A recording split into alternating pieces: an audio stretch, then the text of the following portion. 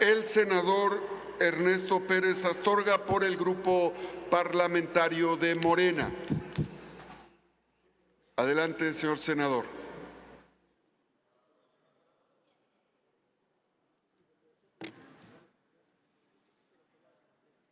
Con la venia de la presidencia.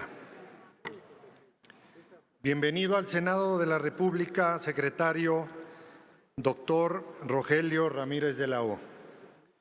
Sean también recibidos a esta soberanía los altos funcionarios que lo acompañan, a cumplir con un mandato constitucional de vital importancia como lo es la rendición de cuentas. Por sexenios, la política social no era prioridad en los paquetes económicos y con ello se condenaba a la población más vulnerable de nuestro país a vivir en el olvido. Lo anterior cambió desde el 2018, pues actualmente el 70% de las familias mexicanas reciben un apoyo social a través de los programas para el bienestar. Además, elevados a rango constitucional. Con cifras al cierre de julio, el gasto en protección social aumentó en comparación con el sexenio anterior en más del 60%, con el objetivo de seguir procurando el poder adquisitivo de los hogares. Se puso en marcha la estrategia para contener el aumento de la inflación, conocido como PASIC. Sin este esfuerzo, la inflación hubiera alcanzado niveles máximos hasta de un 14%. Dentro del PASIC se reflejó el estímulo fiscal otorgado a los combustibles, mismos que reflejaron una disminución en sus precios del 8.1% en términos reales.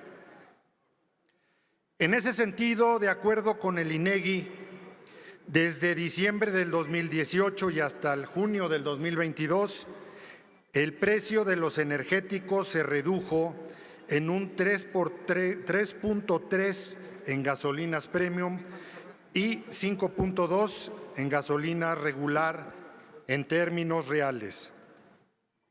Lo anterior refleja que sin las medidas aplicadas, la inflación para agosto del presente año se estimaría en 4 puntos porcentuales arriba del observado.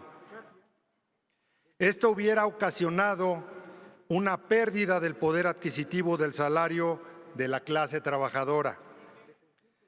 Lo anterior demostró su eficacia en el ámbito internacional, pues en comparación con los países miembros de la OCDE, con cifras a mayo, la mayor parte de estos enfrentan incrementos de precios superiores al 30% en sus productos energéticos.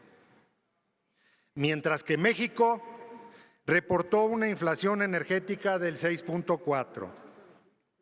Esto hay que escucharlo bien, porque representa la cifra más baja entre las economías de la OCDE. Ahí están los datos para todos aquellos que aún cuestionan las políticas implementadas por el gobierno federal para combatir la crisis. Evitando continuar con las malas prácticas financieras que condenaban a las generaciones futuras, el Gobierno de México optó por un manejo prudente de sus recursos y con ello mantener estables los niveles de deuda pública en porcentaje al Producto Interno Bruto. Deuda pública que para el gobierno del presidente Andrés Manuel López Obrador creció en apenas 7 puntos porcentuales, mostrando que el incremento de esta administración es mucho menor que los otros 2 sexenios.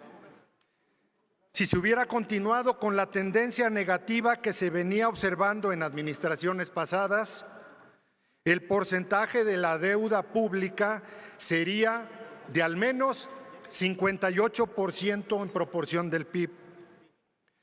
Dicho en otras palabras, sin las acciones oportunas del presidente licenciado Andrés Manuel López Obrador, México tendría el mayor nivel de endeudamiento de su historia. Desde el inicio de su administración, nuestro presidente marcó un precedente al separar el poder político del poder económico, pues anteriormente existían privilegios y condonaciones a las grandes empresas. El combate frontal contra la corrupción y la aplicación de mejores estrategias fiscales han dado como resultado un incremento real del 15.3%. Con esto se han hilado 8 meses consecutivos de crecimiento en la recaudación de impuestos sobre la renta.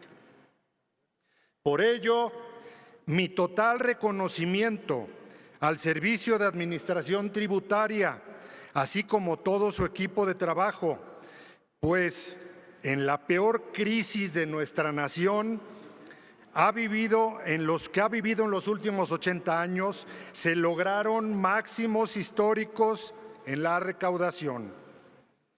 De esta manera, con un trabajo liderado por el titular de la Secretaría de Hacienda y Crédito Público, el doctor Rogelio Ramírez de la O, se ha logrado concretar uno de los principios fundamentales de nuestro movimiento, que es que por el bien de México, primero los pobres.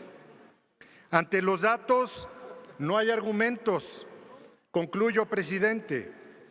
México muestra una cara sólida para el exterior, genera confianza a los inversionistas y promete un futuro estable para las y los mexicanos. Nuestro país tiene gobierno y presidente de sobra. Por lo anterior, señor secretario, le quiero hacer los siguientes cuestionamientos. ¿Cómo se comparan los datos del endeudamiento en México contra otros países? ¿Cuáles son las estrategias principales llevadas a cabo que han logrado este manejo de deuda prudente y responsable? ¿Cuáles son los principales factores que llevará a lograr los niveles de crecimientos estimados por Hacienda? Muchas gracias por sus respuestas. Muchas gracias, senador Ernesto Pérez Astorga. Concluida